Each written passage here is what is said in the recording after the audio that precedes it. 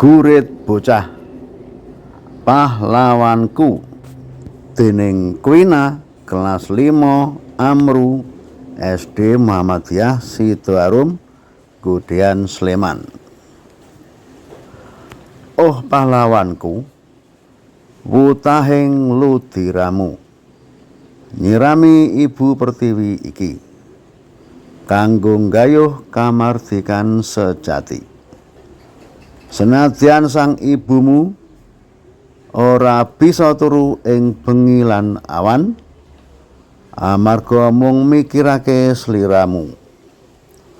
Tekan papan ngendi anggonmu berjuang karajang-rajang atine amarga ngampet rekasane rakyate. Padha dipiloro kudu manut sing jajah, tiba lan tangi ngampet laraning siksa. Oh pahlawanku, sliramu teka mati kanggo nggayuh kamardikan.